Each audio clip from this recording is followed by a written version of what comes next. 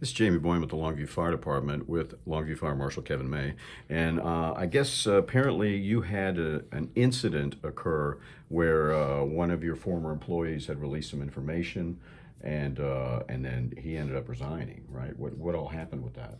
Yeah, so we were notified back on August the 3rd that an employee of ours may have released some confidential information that was gathered off of calls, emergency responses that he had been on. We immediately opened up an investigation into it, immediately reported it to the state as a possible breach of patient confidentiality, HIPAA violations at the federal level. So we opened up an investigation. Our attempt was to put the employee on unpaid administrative leave till we could finish an investigation into it. Made multiple attempts to contact the employee on the Friday. So it's happened on a Thursday. On that Friday, we started trying to get in touch with the employee. Never could make contact with him. So the internal affairs investigator went to the fire station that he was supposed to report to on Saturday morning so he could notify him of the investigation.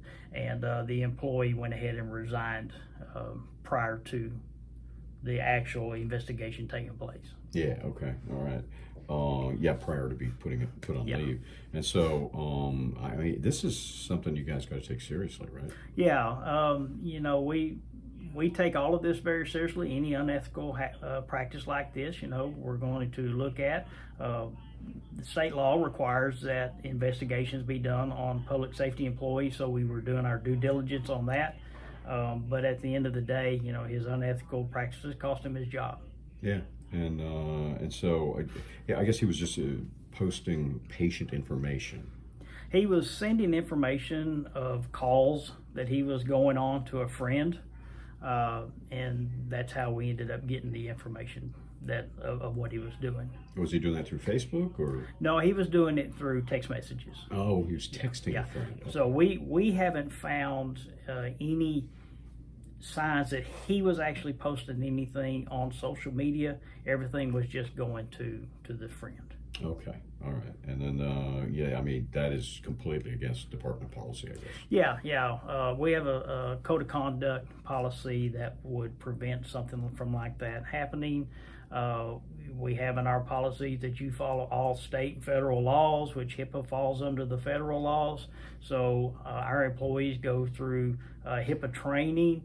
So, I mean, even when you get into the EMS world, emergency medical services, as a basic EMT, you start learning about HIPAA and patient privacy and patient rights. And so it's, you know, you just beat into you throughout your career. You don't do what he did. Yeah, right. Is this the first time this kind of thing's happened to you? To our knowledge, this is the first time something like this has ever happened. Okay. And obviously you take it very seriously, and the investigation's been turned over to the state. Yeah, so like I said, we finished up our part of it.